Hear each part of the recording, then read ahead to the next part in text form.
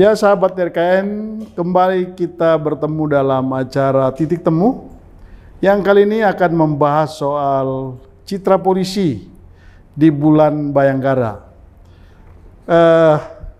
Sebetulnya polisi baru saja merayakan hari ulang tahunnya yang ke-76 dan ada begitu banyak sebetulnya hal yang mendapat apresiasi dari publik berkaitan dengan perkembangan polisi, reformasi kepolisian di hari ulang tahunnya ini. Tapi baru saja beberapa hari yang lalu merayakan ulang tahun, polisi kemudian dihebohkan dengan sebuah peristiwa yang cukup mengguncang Indonesia ini karena ada peristiwa baku tembak di antara anggota kepolisian, sehingga ini menjadi pertanyaan publik yang sangat luas. Nah, kita akan membahas apa sebetulnya misteri di balik peristiwa baku tembak ini dan gimana kelanjutannya kasus ini. Nanti kita akan bahas, dan bersama kami di studio telah hadir Dr. Albertus Wahyu Rudanto. Kami sering memanggil Mas Wahyu. Beliau adalah komisioner Kompolnas. Lalu kemudian juga nanti akan bergabung Irjen Polisi Purnawirawan Arianto Sutadi. Lalu kemudian, beliau ini adalah penasihat ahli Kapolri. Lalu kemudian nanti ada anggota DPR dari Komisi 3, Bapak Trimedia Panjaitan. Lalu kemudian yang berikutnya ada Usman Hamid, praktisi hukum yang sebelumnya kita kenal, dia adalah mantan ketua Kontras yang cukup aktif mengkritisi persoalan-persoalan HAM dan kemanusiaan. Nah, sebelum semua narasumber kita berkumpul hari ini, kita mulai dengan Mas Wahyu. Mas, seperti tadi yang saya bilang, Polri baru saja merayakan ulang tahun, lalu kita sekarang rame gitu ya, cerita tentang ulang tahun itu udah hilang. Apa sih yang luar biasa dari HUT Polri yang baru saja kita rayakan dari perkembangan reformasi di bidang kepolisian ini? Terima kasih Pak SPCB yang menjadi host ini. Jadi saya ingin sampaikan, setelah era otonomi daerah itu hal-hal yang membutuhkan komando langsung dari presiden ke bawah tidak bisa efektif karena penguasa-penguasa sudah tersebar di para kepala daerah. Sehingga ketika ada program-program yang membutuhkan mobilisasi nasional, sekarang ini harus kita akui yang bisa diandalkan hanya TNI dan Polri. Nah, kebetulan sekarang ini kita sedang mengalami, bukan hanya kita tapi seluruh dunia mengalami pandemi, di mana harus ada glorifikasi, harus ada mobilisasi, harus ada dalam tanda petik pemaksaan-pemaksaan agar pandemi ini tidak berkembang. Salah satunya adalah dengan vaksinasi, dan itu yang bisa melakukan adalah dengan komando langsung. Polri dengan segala kekuatannya, dengan segala kreativitasnya bisa membackup itu, sehingga kita termasuk negara yang bisa dengan cepat melakukan termasuk program pemulihan ekonomi nasional. Ini kalau kita lihat undang-undangnya merupakan bagian kecil saja dari tupoksi Polri. Karena Polri itu kalau kita lihat undang-undangnya mempunyai 3 tugas pokok. 1, memelihara Kamtibmas. Kemudian yang kedua menegakkan hukum, yang ketiga menjadi pelindung, pengayom dan pelayan masyarakat. Dari 3 pokok itu salah satu yang harus diamanahkan di Polri adalah mengenai yang diamanahkan Polri adalah bagaimana Polri itu punya peran di dalam pertama keterlibatan sosial, kedua mensejahterakan rakyat, dan itulah fungsi yang nggak orang lihat. Dan pada ulang tahun kali ini baru pertama kali kita bisa mengadakan upacara langsung secara terbuka, secara menghadirkan orang dan menunjukkan itulah salah satu yang kita kontribusikan kepada Polri. Oke, ya ini sudah hadir bersama kita di studio Bapak Irjen Polisi Purnawirawan Arianto Sustadi. Apa kabar? Pak, terima kasih sudah berkenan hadir. Lalu kemudian juga Bung Usman Hamid juga sudah hadir bersama kita di studio. Terima kasih, Bung Usman. Ya, tadi kita baru mulai, Mas Wahyu, karena kita ngomong Polri, baru saja Polri ini merayakan hari ulang tahunnya. Jadi, Dirgahayu. Nah, saya mungkin ke ini dulu, ke senior dulu kali. Ke pensiunan, Pak. Oh ya, mungkin di sini aja dulu kali, Pak. Nah, jadi ke senior dulu, sebetulnya apa yang terjadi nih, Bang? Dari pandangan saya ya, udah. Oke. Udah. Ini kejadian ini betul-betul merupakan suatu kejadian yang spektakuler. Karena apa? Bagi saya ini kejadian ini merupakan kejadian yang spektakuler dan terkait dengan citra Polri, aib Polri, ataupun apalah gitu ya. Sehingga kasus ini secara teoritis ya, kalau dilihat daripada teori publikasi ini kasus ini sangat world news dan otomatis akan meledak dalam waktu singkat dan akan berkepanjangan. Karena kasus ini jelas ya, satu tembak-menembak antara polisi, yang nembak polisi, yang kena polisi, di rumahnya polisi, jenderal lagi. Ya. Nah, dan itu tadi kriteria yang buat news itu tadi, nomor satu citra polisi, yang kedua tragis, kejadian tragis ya, sampai ada yang meninggal ya. Meninggal dan yang menembak temannya sendiri kan gitu kan, jadi tragis ya, keluarga korban lagi pula, motifnya juga ada, diduga ada perselingkuhan dan sebagainya itu kan itu. Yang ketiga mengandung unsur public figure. Ya. Kadif Propam adalah salah satu dari figur tertinggi lambang kedisiplinan Polri. Kok bisa terjadi kan gitu kan? Nah, itu pasti itu. Yang berikutnya adalah menimbulkan kejanggalan. Banyak sekali kejanggalan-kejanggalan yang terjadi di situ. Misalnya kejadiannya Jumat kok baru diumumkan baru ya. Senin sore setelah ribut di lapangan kan gitu kan. Nah, itu pasti timbul kejanggalan. Terus kemudian kejanggalan lagi banyak sekali urean-urean yang dari pertama dan berikutnya itu tidak sama gitu saya. Kemudian dari pihak korban yang meninggal maksudnya bukan apa orang tuanya, lu kok anak saya luka-luka begini, lebam segala macam. Katanya kena tembak. Iya, katanya kan tembak-menembak jarak nggak deket gitu ya kok. Kok ada, Nah, akhirnya kan menimbulkan kejanggalan ya. Jadi sifat daripada informasi yang seperti ini pasti akan meledak dan akan berkepanjangan dan beranak pinak.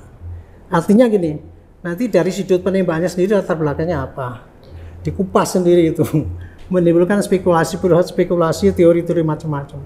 Dari Pak Sambonya sendiri, jangan-jangan dia tahu atau ikut serta kan gitu kan. Dari ibunya sendiri kan, apa iya sih kayak gitu. Jadi itu nanti terus semua latar belakangnya akan diungkap. Jadi intinya kalau saya pikir ini suatu tantangan daripada Polri, Pak ya.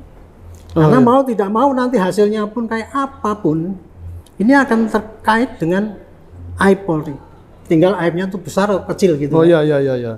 Kenapa gitu? Karena polisi katanya kan dikasih senjata untuk untuk melaksanakan tugas, tapi kok malah untuk tembak sendiri teman kan gitu kan. Nah, itu teman ini, nanti gimana yang bukan teman? Makanya itu. Jadi analisis kan banyak sekali. Macam-macam.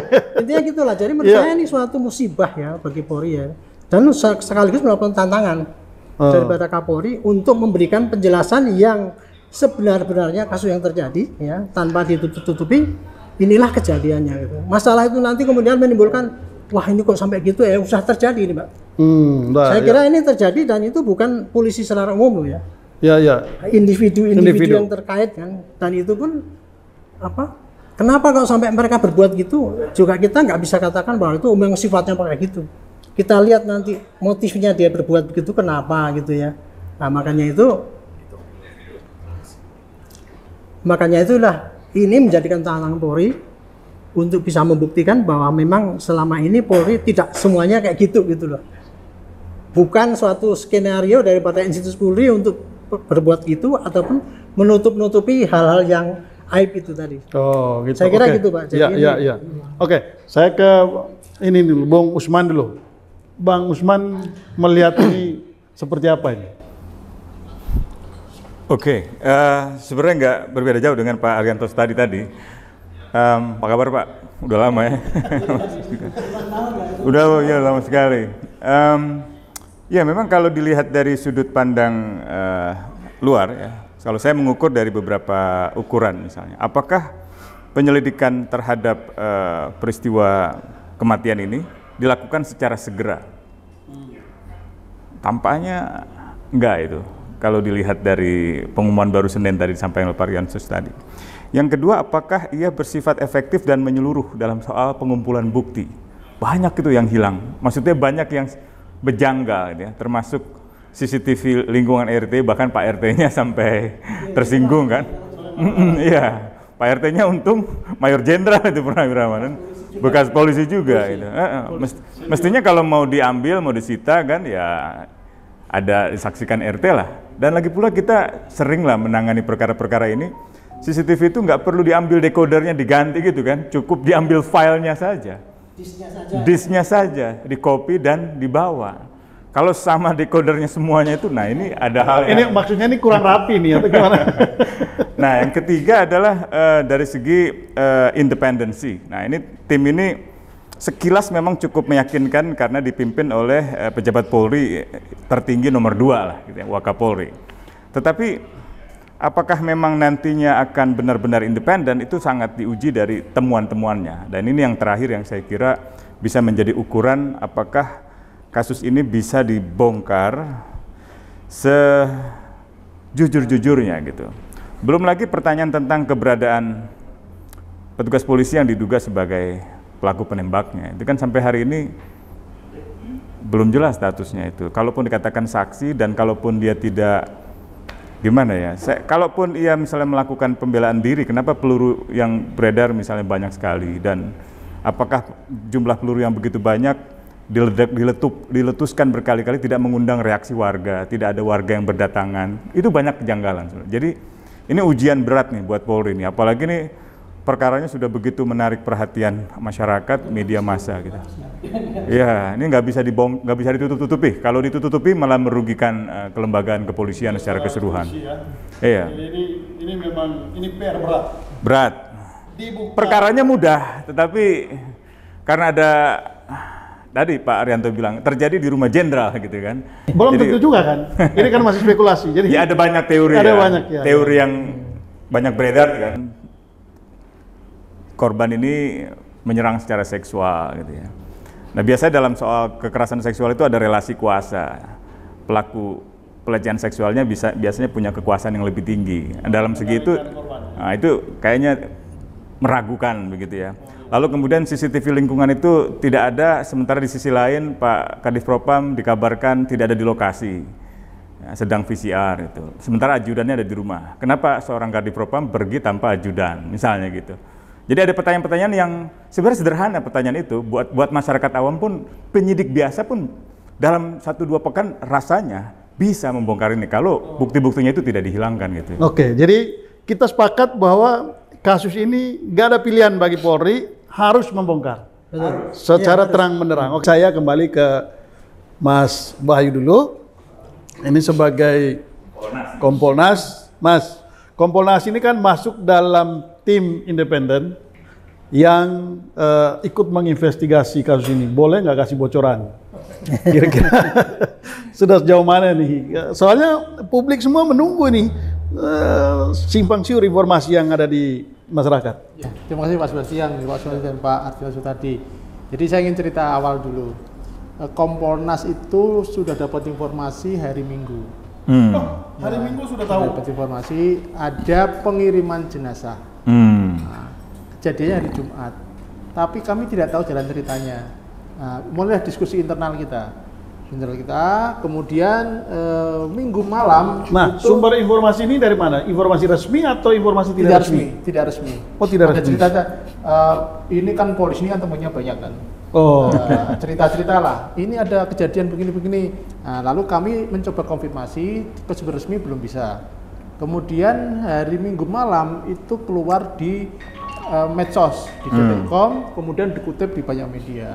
Mulailah rame Minggu malam itu. Hari Senin pagi kami ada kebiasaan tiap Senin itu kami ada rapat komisioner. Nah, mulailah kita diskusi dan sebagainya. Kemudian sesuai dengan amanah undang-undang, Kompolnas ini kan pengawas Polri, pengawas internal. Kemudian undang-undang juga memerintahkan Kompolnas itu harus bisa mewujudkan Polri yang profesional dan mandiri. Ini amanah undang-undang yang beban berat. Akhirnya kami putuskan kita harus mencari informasi yang resmi. Kemudian kita kirimlah Pak Beni Mamoto dan Bu Giniarti menemui Polres Jakarta Selatan. Mengapa yang dikirim Pak Beni? Karena Pak Beni punya background serse. oke. Ya, jadi Tapi sudah ketahuan bahwa tempat kejadian di Jakarta Selatan. Informasi hari Minggu Hari sudah Minggu. kami peroleh. Kemudian, tapi informasinya tidak resmi, masih simpang siur lah. Kemudian kami ketemu dengan Kapolres Jakarta Selatan. Mengapa? Karena informasinya yang kami peroleh yang melakukan pemeriksaan di TKP adalah Polres Jakarta Selatan. Itu awal mulanya. Lalu kami simpulkan ini berita sudah liar, sudah kemana-mana, sudah banyak spekulasi. Kompolnas tidak bisa main-main, harus cari data yang valid. Kita harus bekerja dari data, dari fakta. Itu awalnya. Nah, kemudian Jangan sampai medsos duluan dari medsos Kompolnas. sudah kemana-mana. Medsos duluan sudah medsos sudah mana-mana, sudah kemana-mana. Nah, kemudian sore Pak Kapolri jumpa pers. Jadi sekitar beliau jam 5-an lah, jam 5 jumpa pers itu, beliau akan membentuk tim internal dan eksternal. Namanya bukan TGP, tapi tim gabungan internal. Selama ini kalau ada kejadian yang tadi Pak Tito dilakukan oleh Polri, yang menurut saya Polri tidak melibatkan orang lain. Kompolnas paling hanya bisa setelah ada laporan atau ada komplain publik atau apa, kita baru menindaklanjuti. Tapi ini beliau melibatkan kita, langsung menyebut 2 komisi, satu Kompolnas, satunya lagi Komnas HAM. Itu belum ada pemberitahuan, baru disebutkan oleh beliau jumpa pers, langsung malamnya ada rapat, kemudian besoknya itu langsung pagi rapat, siangnya jumpa pers. Nah, ketika itulah kemudian ada statement resmi dari pihak Polri bahwa ada kejadian seperti ini, ada 2 laporan dan sebagainya. Kemudian Kompolnas Pak Beni Mamoto, karena memang tugas kami ngawasi polisi, mau nggak mau kami berterima kasih dengan adanya keterlibatan ini bisa intens. Komnas HAM secara terus terang menolak untuk masuk di tim itu.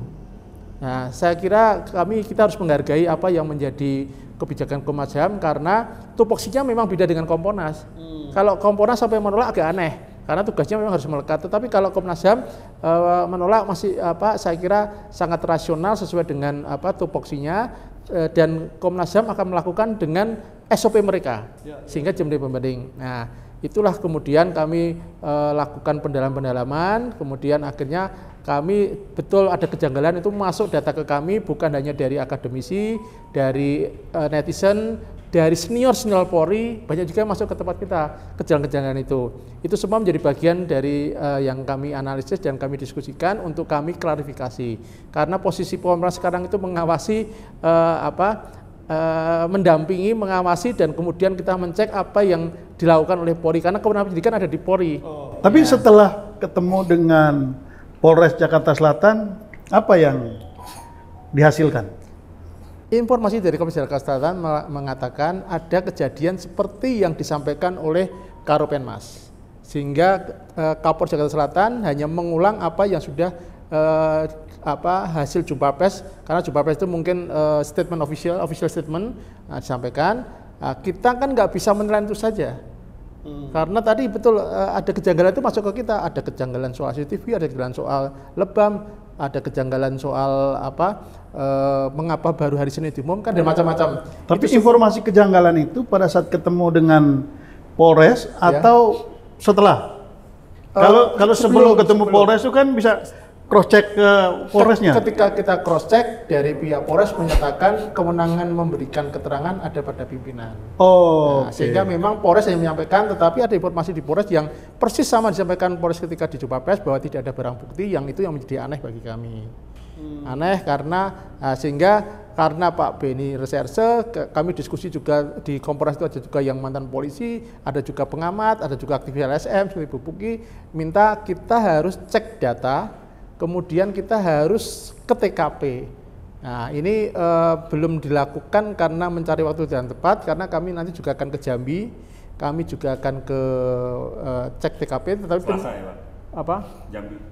Belum tahu harinya, tapi pasti kami ke sana. Hanya yang menjadi concern kami, apresiasi kami, Kapolri pertama dengan berani mengajak eksternal, kemudian beliau berjanji ini terbuka, beliau ingin transparan dan akuntabel, beliau ingin melakukan scientific crime investigation, artinya seperti yang disampaikan Pak Arta maupun Mas Demit, ini nggak bisa ditutupi karena ketika kita bicara investigasi dengan akademik, maka yang terjadi adalah fakta-fakta yang kita kumpulkan.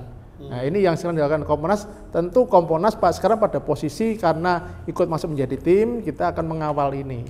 Nah, mengawal ini. Tapi sesuatu yang kami apresiasi dari Kapolri berani mengatakan harus terbuka. Kemudian terakhir Irwasum dalam rapat menyatakan kita akan minta masukan masyarakat. Dengan kata-kata itu artinya sekarang ini menjadi konsumsi publik. Nah, kalau komitmen dari Kompolnas sendiri sebagai bagian dari tim itu, apakah komitmen dari Kompolnas untuk mengungkap ini secara terang benderang atau gimana? Yang pasti Kompolnas tidak mau sebagai bemper. Nggak mau jadi bemper? Artinya ada kemungkinan Kompolnas jadi bemper? Begini, dengan adanya pihak Komnas HAM untuk tidak bergabung, artinya Komnas HAM nggak mau mengamini apapun putusannya dari sini. Maka kami harus bicara apa yang sekarang berkembang itu bisa benar bisa salah. Kalau itu benar ya kita harus bilang benar. Tapi kalau itu kita salah kita nggak boleh kemudian membenarkan. Itu yang artinya ada kemungkinan keterangan pihak kepolisian dengan hasil temuan tim ini bisa berbeda nih. Bisa, ada kemungkinan. karena begini ada misalkan ya penjelasan mengenai peluru rekoset, penjelasan mengenai CCTV mati, penjelasan mengenai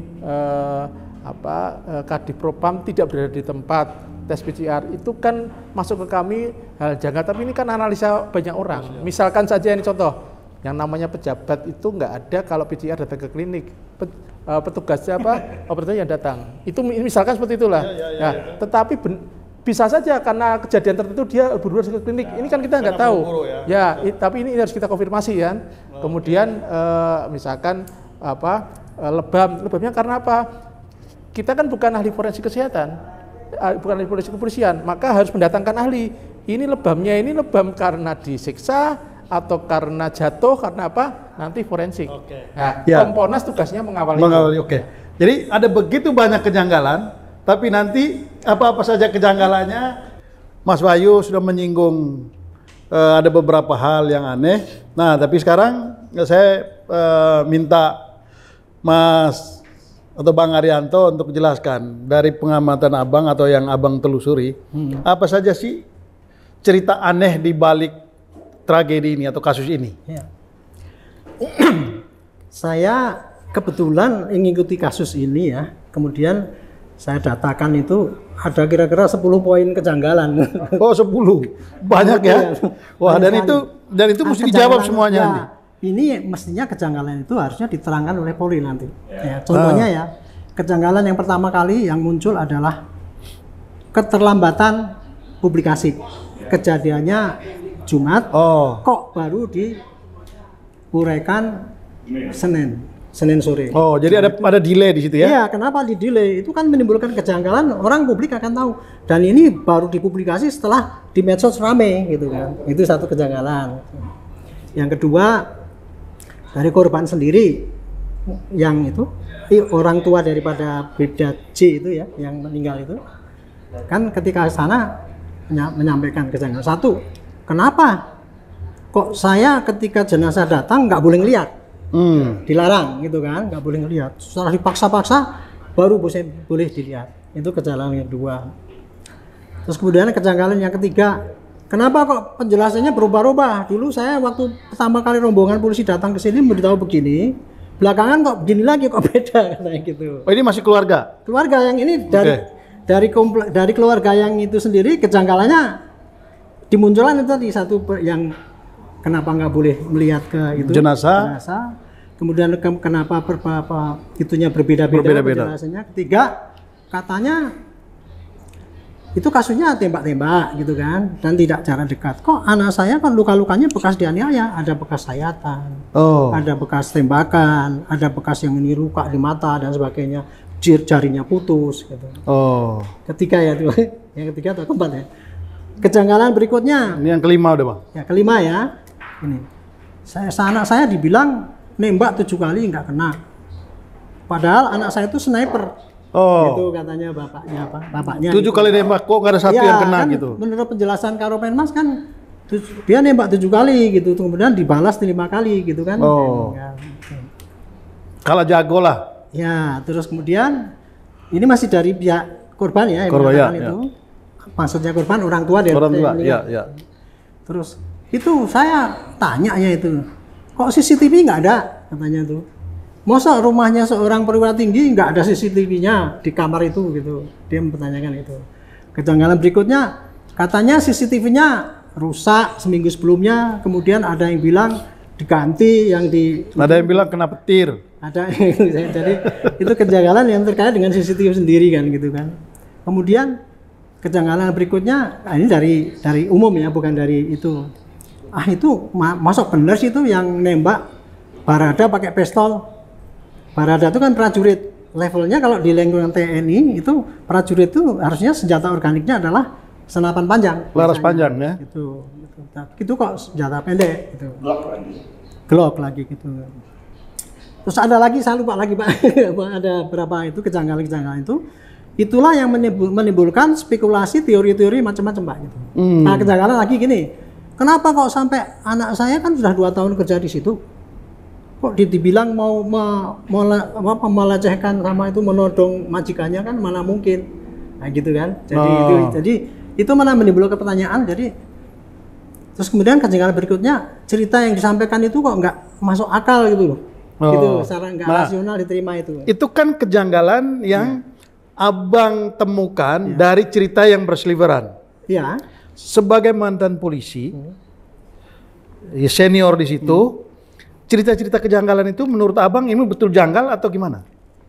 Saya membaca itu ya, kebetulan saya membahas ini di podcast saya gitu ya. Jadi saya selalu memberikan jawaban atau menerangkan kejanggalan saat ini. Nomor 1 kejanggalan itu 3 hari itu ya. Itu emang janggal menurut saya. Kenapa? Tapi ketika saya tanya pada polisi, katanya, ya Pak, karena begini, ini kan kasus sensitif sekali, gitu kan.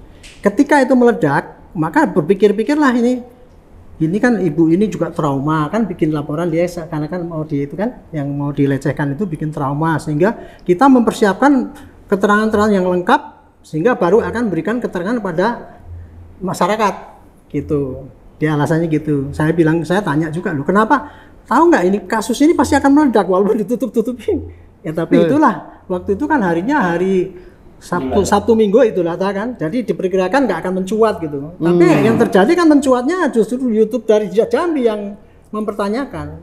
Itu jadi dari keterlambatan itu sendiri saya juga menilai itu menurut janggal. Tapi itu penjelasan dari polisi kayak gitu Pak. Gitu.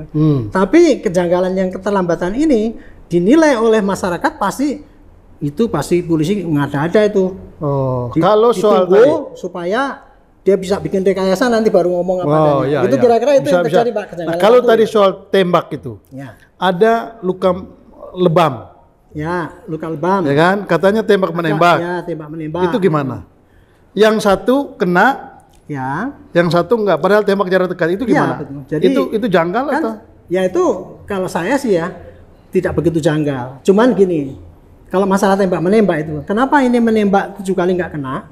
Kalau itu kok kemudian terkena? Jawabannya karena ketika ini Bribda J itu menembak, dia menurut ceritanya nih ya, cerita skenario itu enggak.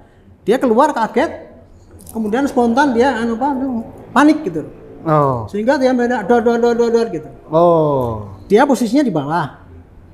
Yang ditembak di atas. Kan tadi tertutup itu. Sehingga medan tembaknya itu lebih luas yang di bawah karena kan itu. Gitu ya. Ditambah lagi Barada E itu penembak jitu Pak. di Brimob sana. Dia memang punya kualifikasi penembak jitu, sehingga tembak reaksi itu bagi dia tuh Itu biasa ya. aja udah kena gitu. Kemudian luka Pak Beni yang menerangkan waktu itu.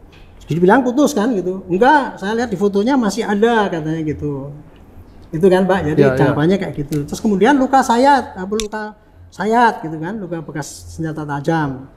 Itu katanya ya penjelasannya itu Peluru. sebetulnya yang harus bisa menjelaskan ini harusnya ahli forensik harusnya yang bisa. Tapi waktu itu kan ya karena Kadispen ya yang menjelaskan ya dia hanya itu kan rekoset misalkan gitu. Itulah yang menimbulkan tanda tanya. Jadi Pak, dari sebagian kejanggalan yang diungkapkan oleh korban itu, sebagian memang masuk akal. Masuk akal, tapi itulah penjelasannya seperti itu. Gitu Pak. Gitu. Terus apa lagi yang korban, kenapa HP anak saya hilang kan gitu kan? Kemana itu? Saya minta dikembalikan. Padahal ya, HP itu meskipun itu punya anak-anaknya, apabila terjadi suatu kejadian itu sudah menjalankan prosedur, pasti akan disita Pak. Untuk penelitian dulu, nanti setelah selesai mungkin akan dikembalikan kepada yang bersangkutan gitu. Jadi otomatis ya HP nggak akan mungkin bisa diambil. Tapi kan konotasi daripada itu kan, wah itu mesti akan gitu rekayasa kan gitu kan. Gitu. Ya, oke. Saya kalau gitu saya ke ini dulu ke Jadi Bang. masih banyak lagi Pak, saya bisa kurangkan itu kejanggalan itu. Betul. Ya, jadi saya ke Bang Trimet dulu. Ya, Bang. Ini kan kasus ini sudah ramai di publik, sudah menyita perhatian publik. Lalu kemudian banyak kejanggalan, Bang. Banyak sekali kejanggalan. Nah, saya dengar Komisi 3 merespon juga kasus ini, dan konon Komisi 3 mau manggil Kapolri. Itu gimana ceritanya, Bang? Kalau manggil saya kira tidak dalam waktu dekat ya, karena kami reses sampai 16 Agustus. Oke. Ya. Tapi yang kedua, saya mungkin ingin menambahkan apa yang disampaikan oleh Pak Arianto tadi soal tembak menembak itu. Ya begini Pak Arianto, saya dengar si Baratae itu baru 4 tahun berdinas jadi polisi. Ya iya, masa jadi jago begitu nembak baru 4 tahun? Itu juga jadi pertanyaan. Dan kedua, saya juga mendengar bahwa Glock itu tidak selayaknya dia yang pegang. Baratae ini. Karena itu AKP prajurit. Kalau dulu bukan sersan ya, balok lah ya, dulu istilahnya ya. Dan itu biasanya AKP, kapten, yang pegang jenis senjata itu. Karena senjata itu mematikan kan. Sama disampaikan oleh Pak Arianto tadi, harusnya dia laras panjang yang dia DNI.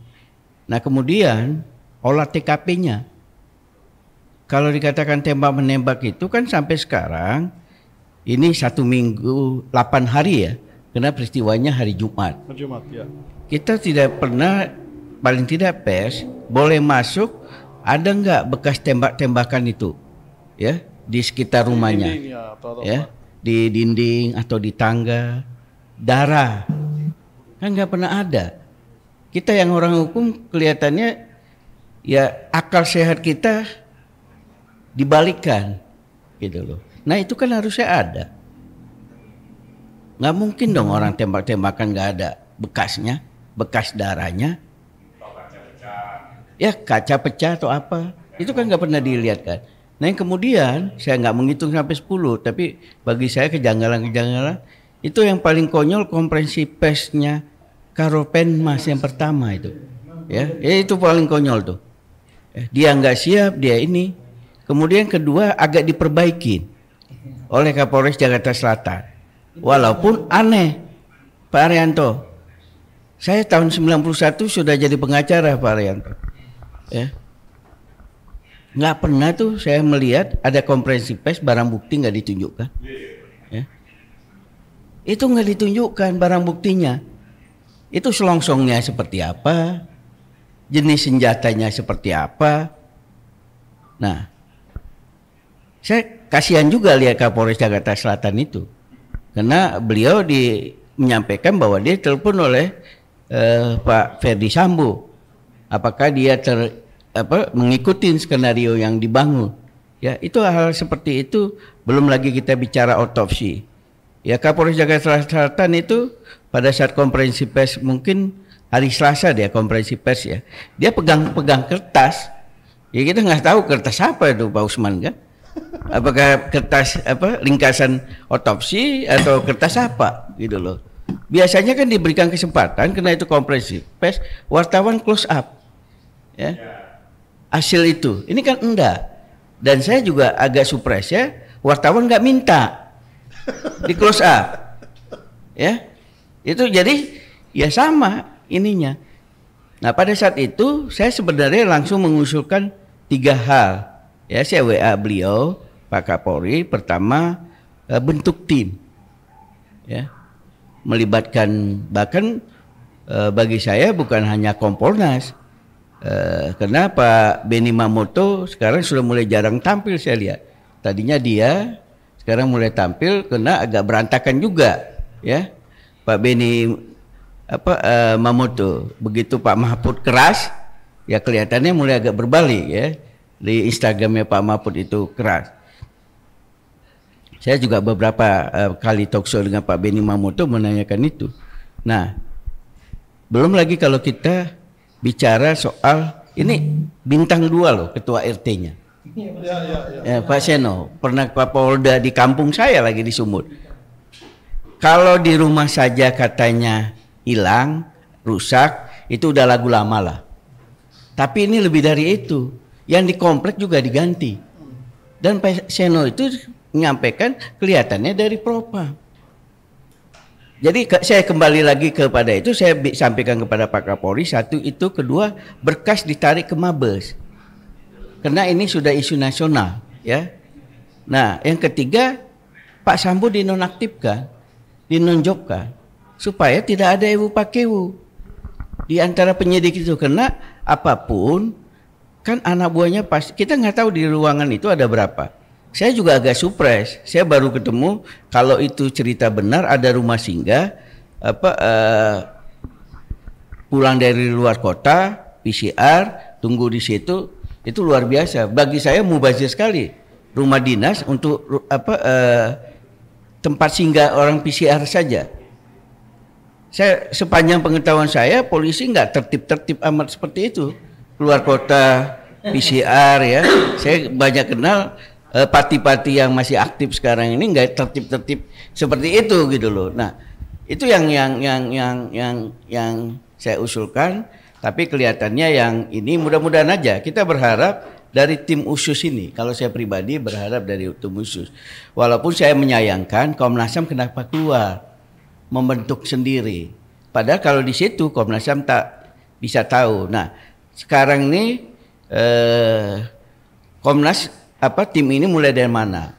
Menurut saya dari apa yang saya ceritakan tadi, ya. Dan secara berkala sampaikan kepada masyarakat. Kalau otopsinya mencurigakan, otopsi ulang. Saya yakin keluarganya bersedia dilakukan otopsi ulang. Ya. Itu yang harus dilakukan. Nah, mudah-mudahan karena ini sudah hampir 1 minggu, ya. Minggu depan ada titik terang, ya. Yang diberikan oleh tim khusus ini supaya masyarakat percaya dan ini kado ulang tahun Polri yang nggak bagus menurut saya. Betul sekali ya, Bang. Ini kado yang tidak. Ini kado ulang tahun yang sangat kurang bagus. Jadi kurang bagus. Nah, saya ke Bang Usman. Bang Usman, ini hampir sama tadi. Ada begitu banyak kejanggalan dari ini. Nah, lalu menurut Bang Usman dari kejanggalan itu lalu bagaimana? Dan kira-kira kasus ini itu sejauh mana sih dan melibatkan siapa aja sebetulnya? Apakah ini hanya urusan antara 2 pengawal itu aja atau gimana sebetulnya? Ya, tadi kan saya sebutkan 4 dan 5 standar internasional kalau mau mengukur sebuah penyelidikan atau sebuah tim khusus itu akan efektif atau tidak.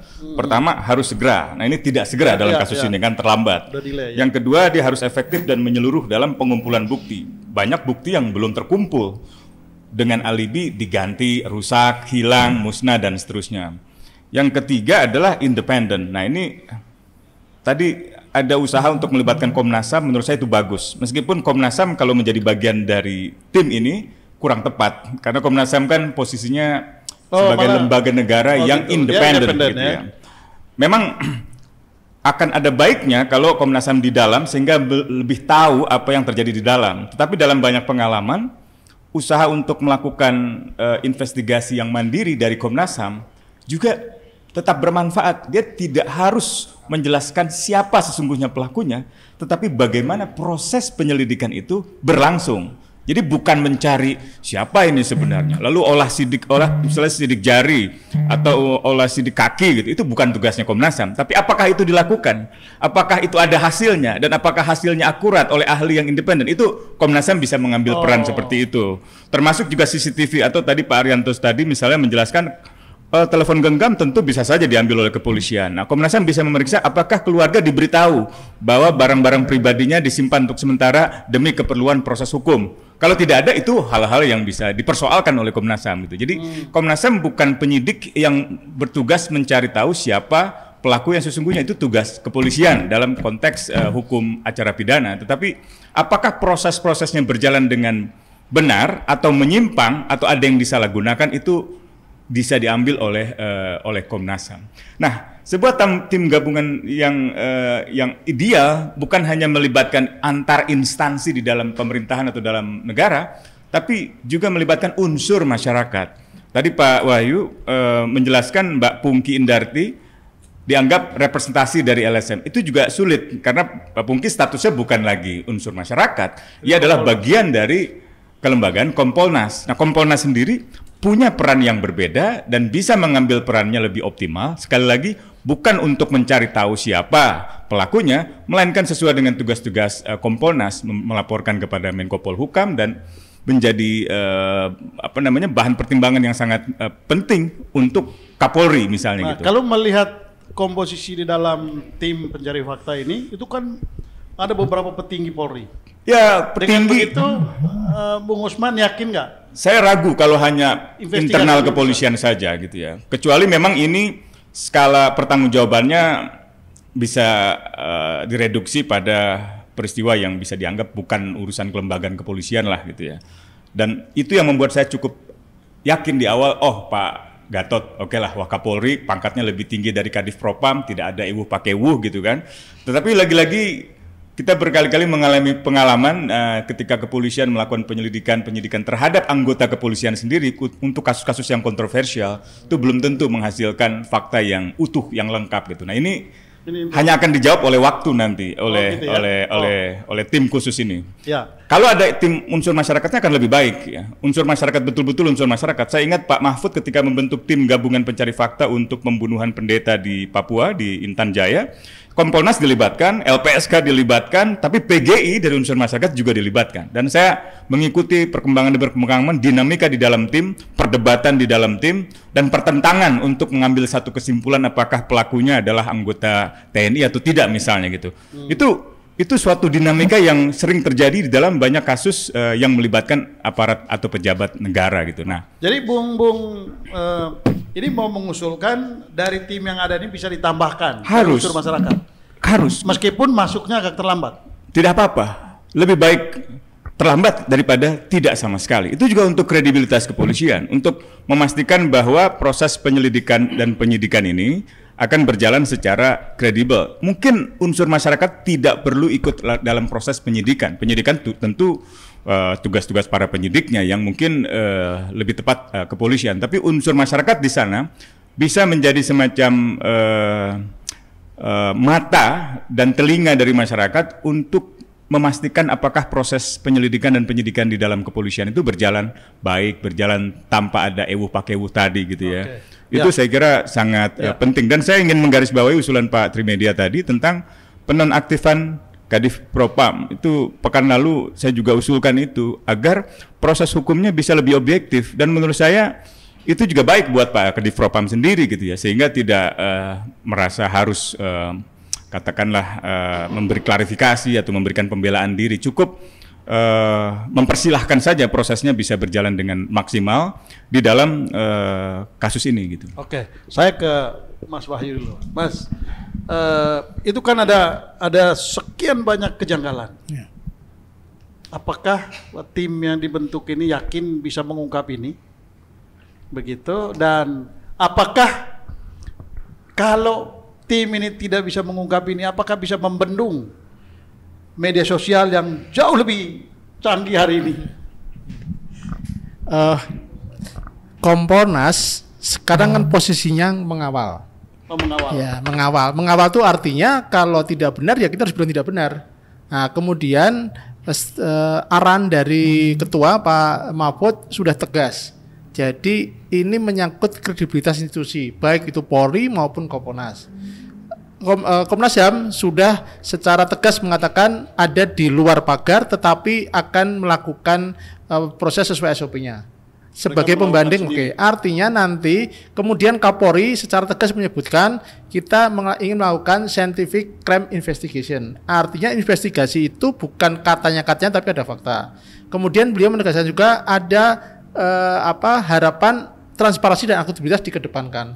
Ini semua akan menjadi modal seperti tadi disampaikan oleh Mas Usman Hamid. Memang kalau ada masyarakat yang sebagai telinga dan mata kan lebih bagus, tetapi setidaknya ini kemajuan di Polri di mana urusan yang melakukan dan yang jadi korban orang dalam biasanya diperiksa mereka sendiri, sekarang aja orang luar. Nah, cuman pertaruhannya tadi kalau pertanyaannya apakah mungkin ya ini kita harus lakukan apa adanya. Artinya kalau ini nanti ternyata kejanggalan itu memang ya, kita nggak boleh bilang kemudian men-skenario seperti tadi Pak, ini skenario yang rusak ini harus kita luruskan bukan berarti dibikin benar, tapi kalau memang nggak benar ya kita bilang nggak benar, kalau memang bolong ya kita bilang bolong. Jangan kemudian kita bolong ditutupi. Ini istilahnya ini pasal ini sudah disusun yang oleh orang luar, netizen boleh bicara apa saja, haknya mereka. Ini sekarang eranya era medsos, era digital, kita nggak mungkin nutupi analisa mereka, biarkan mereka berkomentar, tetapi Kompolnas dan penyidik harus bicara dari fakta, harus bicara dari crime investigation tadi. Ya, ini eranya nggak bisa ditutupi, nggak bisa disembunyikan. Nah, saya kembali ke Bang Arianto dulu. Ini kalau melihat ini ya kejanggalan-kejanggalan ini, kalau nanti terungkap semuanya, kira-kira apa yang Abang gambarkan? Ya. Kalau tadi kejanggalan-kejanggalan itu terungkap bahwa yang terjadi sebetulnya sebagai mantan polisi yang hampir setiap hari mengikuti kasus-kasus yang kayak begini, itu kira-kira Abang akan melihat apa yang terjadi sebetulnya dengan kasus ini. Baik ya, seperti tadi sudah saya sampaikan dari awal ya, bahwa peristiwa ini adalah merupakan kaitannya dengan citra polisi atau dalam tanda petik aib Polri. Apapun nanti yang terjadi Pak, siapapun yang dianggap sebagai tersangka ataupun dan sebagainya, tetap saja itu menjadikan aib Polri. Cuman bedanya aibnya itu besar atau kecil. Ini akan menjadi aib besar apabila ternyata polisi nanti ternyata tidak sesuai dengan yang diceritakan itu. Nah, makanya itu saya pikir ya, menghadapi kejanggalan ini mohon maaf saya ngomong dulu ya, saya pensiunan polisi, bukan jadi polisi lagi, jadi saya bukan membela polisi di sini, tapi sebagai pengamat gitu ya. Jadi sasaran saya adalah saya memberikan penerangan pada masyarakat mengenai hal-hal yang kejanggal tadi, yang menurut saya bisa dijelaskan. Dan yang kedua memberikan saran pada polisi supaya menghadapi kejanggalan itu kayak gini caranya gitu. Nah, jadi menghadapi kejanggalan ini Pak ya, bukan ditunggu nanti hasilnya bagaimana, tapi menurut saya harusnya polisi sekarang harus bisa memberikan penjelasan kepada kejanggalan-kejanggalan yang muncul di lapangan ini dengan pembuktian apa yang ada dia temukan. Gitu Pak. Nah, jadi satu itu ya, jadi mengenai kejanggalan itu harus bisa diterangkan kepada masyarakat supaya tidak berkembang yang salah jadi berkembang liar gitu ya, tapi yang masih tanda tanya bisa memang ternyata begini penjelasannya. Nah, ini serba salah juga nih Pak. Ya. Apakah setiap katakanlah setiap temuan atau setiap hal yang dianggap janggal itu harus diterangkan sejelas-jelasnya oleh pihak kepolisian sekarang ini atau nanti? Ya begini. Jadi menghadapi masalah ini ya, saya menyarankan pada Polri, satu tugas dia adalah di publik, dia memberikan penjelasan pada publik supaya bisa memberikan penerangan sehingga tidak terjadi bola liar. Satu ya. Yang kedua, di bidang penyidikan dia harus betul-betul bekerja cepat, profesional, mengungkap apa yang benar-benar terjadi gitu. Nah, untuk yang pertama tadi menjawab itu tadi, maka polisi harus rajin ini. Nah, di sini juga memang dilema dia, Pak. Di satu sisi ya, polisi itu kalau melakukan penyidikan, dia terbatas pada KIP itu, Pak, Undang-Undang Kebebasan Informasi Publik itu. Ada hal yang boleh ditutup, ada yang boleh dibuka gitu masalahnya. Dia terbuka juga kadang-kadang keliru, ketutup kadang-kadang juga disalahkan gitu. Nah, kalau kebuka keliru itu tadi itu. Karopenmas yang menerangkannya berubah-ubah itu keliru kan jadinya. Itu risikonya kalau kita cepat-cepat memberikan penjelasan gitu. Tapi kalau kita menutup dicurigai oleh rakyat. Ini memang dilema. Makanya saya bilang ini merupakan suatu tantangan bagi Polri lah. Ini suatu musibah yang harus dihadapi dengan itu. Tapi yang paling penting menurut saya di sini adalah ini tadi berkaitannya dengan dari Kompolnas dan Komnas HAM. Itikat baik daripada Bapak Kapolri itu ya. Beliau ingin menunjukkan bahwa saya polisi betul-betul akan menegakkan kebenaran yang selama ini dicurigai oleh masyarakat gitu ya. Sehingga ditunjuklah tim khusus. Tim khusus ini betul tadi Pak Kosman bilang itu tidak akan bagaimana kejadiannya begini, nggak akan menguangkan itu. Tapi sasarannya adalah fairness daripada penyidikan itu. Ya, jadi mengawasi bagaimana apakah tim penyidikan itu betul-betul sesuai dengan prosedur dan menerangkan yang sebenarnya, bukan mengungkap, menambah bukti-bukti atau memberikan penjelasan dari skenario yang dari bikin semula yang dicurigai oleh masyarakat. Makanya saya menghargai Komnas HAM ya Pak. Dia ditunjuk, tapi enggak, saya tidak ingin masuk, tetapi saya secara independen mengawasi dengan pola yang dikerjakan oleh dia. Ini saya kira baik itu untuk menjamin ke fairnessan daripada kejujuran itu Pak. Jadi tadi kalau ditanyakan bagaimana kalau kejanggalan itu terungkap gitu Pak ya. Kejanggalan itu memang harus diungkap duluan Pak, dijelaskan gitu. Tapi ending daripada investigasi ini akan sedikit menolong Polri apabila Polri itu bisa mengungkapkan kebenaran-kebenaran yang selama ini dicurigai oleh masyarakat. Tapi akan lebih fatal banget apabila polisi melindungi yang selama ini kemudian nanti dibuka oleh pihak luar. Lah itu fatal sekali gitu Pak. Makanya saya bilang tadi ya, ini suatu kejadian menjadi tantangan Polri yang endingnya akan bisa menjadikan aib yang besar bagi Polri ataupun yang kecil bagi Polri.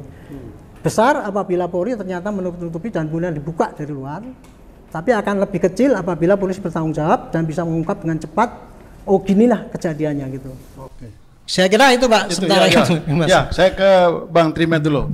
Bang Trimet, Komisi 3 merespon isu ini apa yang mau dilakukan? Ya tentu kita berharap proses penyidikan dilakukan secara transparan dan akuntabel ya. Kedua, jangan ada orang yang dizolimi dan jangan ada juga yang terzolimi. Yang ketiga, tentu kita berharap, saya beberapa kali menyampaikan jangan sampai juga orang yang sudah meninggal juga kita fitnah. Ya, itu dosa yang tidak terampunin menurut saya. Keempat, kita percaya dengan tim ini, tapi mohon maaf Pak Arianto, harus ada keterbukaan juga dalam proses penyidikan itu. Yang paling penting bagaimana masyarakat ini yang sudah punya sakwa sangka ini pelan-pelan dijelaskan. Ya, seperti saya bilang tadi, olah TKP. Sekarang orang nggak melihat tuh, katanya tembak-tembakan, benar nggak di ruangan itu ada bekas peluru? Benar nggak ada bekas darah? Kan itu mendasar sekali, dan itu tidak ada kaitannya dengan kerahasiaan penyidikan. Itu biasa. Kasus-kasus teroris dijelaskan seperti itu. Bahkan kita melihat ada TV yang bisa live penangkapan teroris. Itu TV One sering kayak begitu tuh, live pada saat penangkapan teroris ini bisa gitu loh. Jadi itu yang harus dilakukan. Tapi saya percaya dengan komitmen Pak Kapolri, apalagi kurang 1 kali 24 jam Presiden Jokowi sudah komentar Ya, bahkan duluan Presiden Jokowi komentar daripada Pak Mahfud. Mungkin Pak Mahfud lagi naik haji, jadi tidak lihat handphone berita Presiden. Nah, sebagai orang yang dipercaya Presiden untuk memimpin Polri, meningkatkan marwah Polri, saya masih punya keyakinan.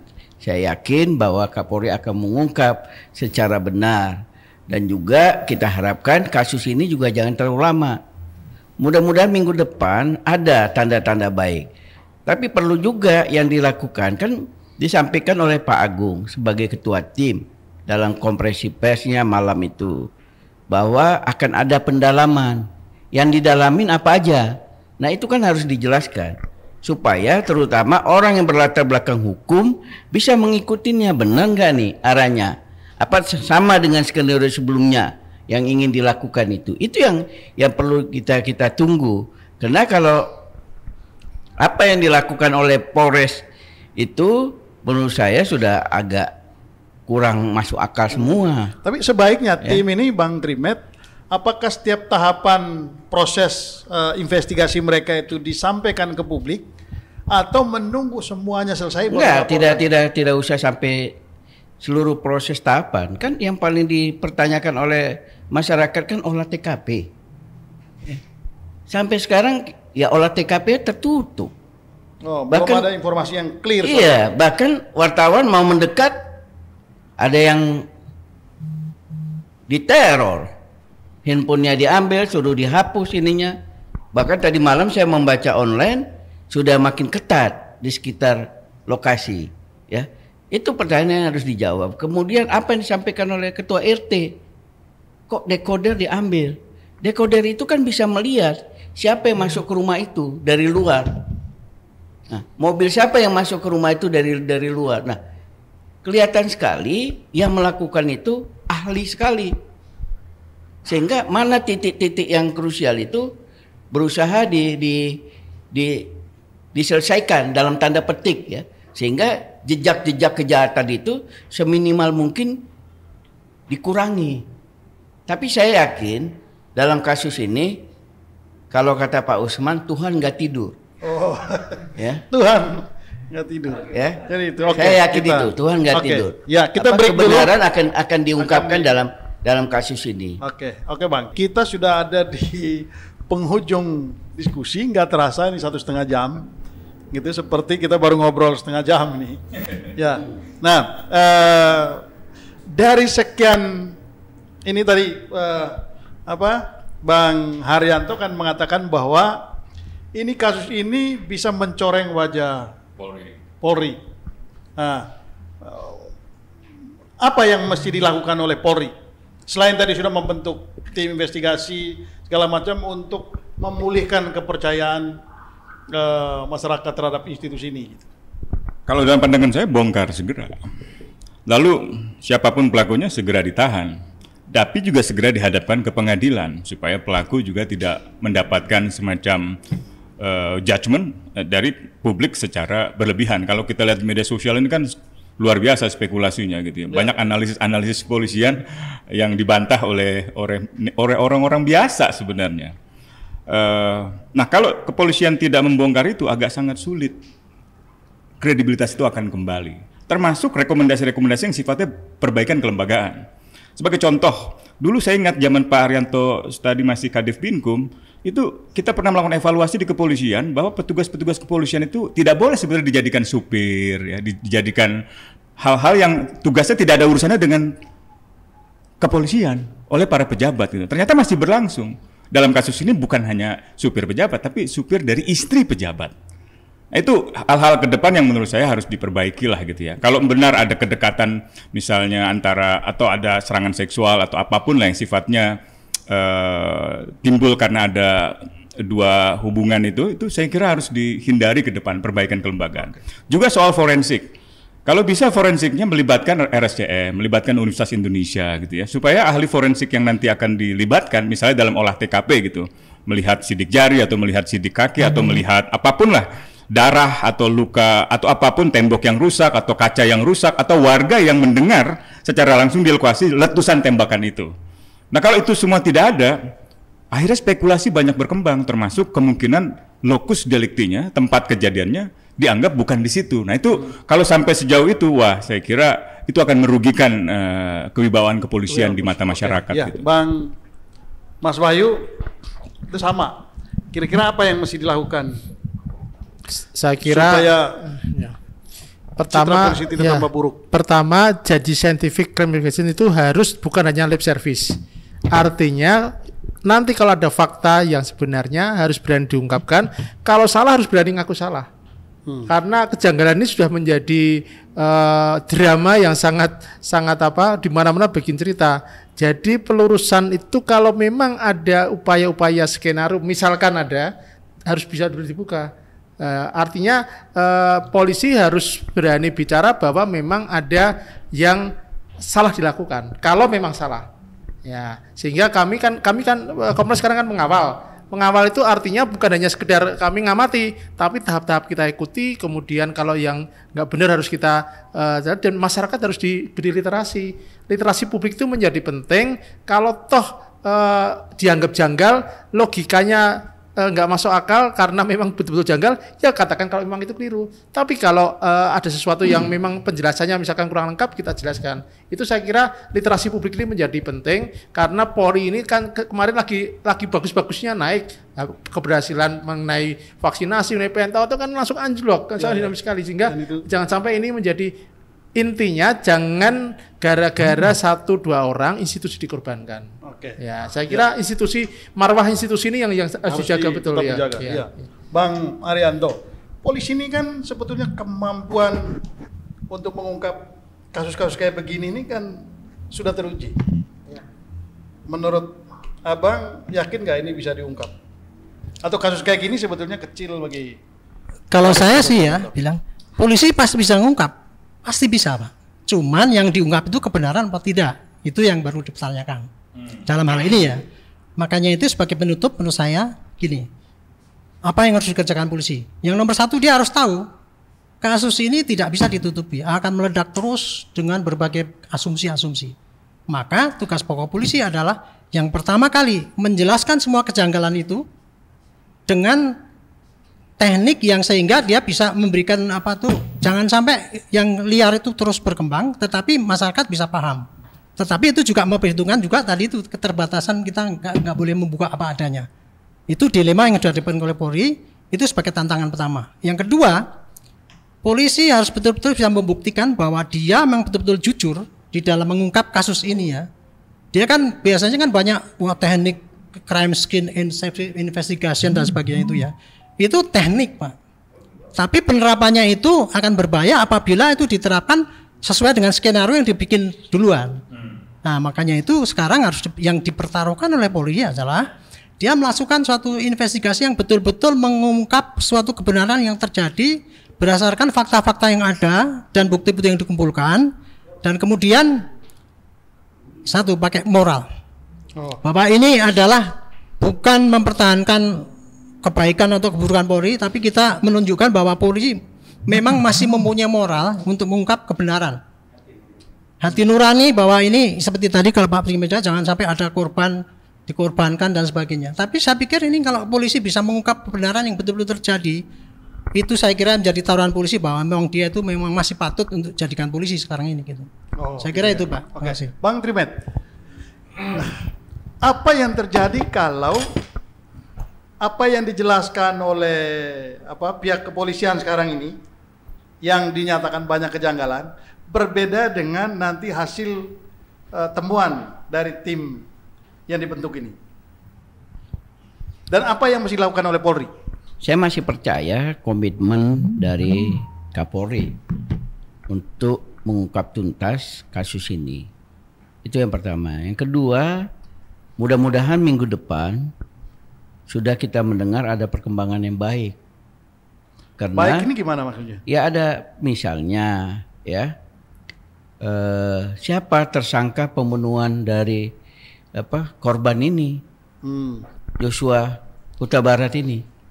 Saya tadi mungkin sekitar jam 11 di WA sama, kalau bahasa orang Batak, pengumuman Huta Barat sedunia ya. minta ketemu. Karena mungkin mereka mengikuti sejak hari Selasa saya banyak sekali diundang untuk berkomentar soal ini, menyampaikan aspirasinya. Nah ini jangan sampai terjadi hal-hal yang tidak kita inginkan. Ya. Nah yang ketiga, ini kan sudah 8 hari Yosua Huta Barat itu meninggal. Siapa tersangkanya? Masa ada korban? Ya, meninggal lagi, tersangkanya belum ada. Nah mudah-mudahan itu oleh tim khusus ini segera ditetapkan. Ini persoalannya nggak terlalu ada yang terlalu rumit. Menurut saya tinggal komitmen moral aja, hati nurani saja nih yang bisa kita harapkan seperti itu. Jangan sampai almarhum Joshua Huta Barat ini juga tidak tenang di sana. Kan kita sama-sama tahu di agama manapun orang yang meninggal tidak normal dan dilakukan semena-mena, dia juga jalan ke surganya juga agak repot. Jadi itu yang harus kita pikirkan, dan saya yakin itu bisa terjadi, dan Polri sekali lagi dijaga humasnya. Ya, kalau tidak ada perkembangan penyidikan yang cukup signifikan, udah nggak usah komentar, diam aja. Kalau ada baru komentar. Seperti kemarin Kadip Humas ngomong nggak ada yang baru. Jadi kalau ada yang baru, baru sampaikan. Misalnya berita barunya Kadip Propam dinonjobkan, itu muncul, ya. Atau berita barunya sudah ditetapkan tersangka, muncul. Itu harus dilakukan. Jadi untuk kalau cerita mengkanter kejanggalan-kejanggalan, ngapain? Dan menurut pengamatan saya, sekarang ini yang cukup buruk Humas Polri ini. Dan jujur aja, saya juga sudah sampaikan itu kepada Pak Kapolri, dan Pak Kapolri juga mengakuinya, Humasnya nih. Nah, ke depan itu juga yang harus dilakukan perbaikan, sehingga presisi yang ingin diterapkan oleh Kapolri bisa berjalan dengan baik. Kami juga kan anggarannya nggak tanggung, kami perjuangkan kenaikannya. Pak Arianto kan tahu sekarang 115 triliun anggaran Polri untuk 2022 ini, ya. Mungkin ke depan agak kurang, 2023 bisa jadi agak pengurangan sedikit gara-gara kasus corona ini. Sehingga negara ini ingin memberikan penguatan kepada Polri ini total, karena percaya polisi bisa menjadi pengayom dan pelindung masyarakat.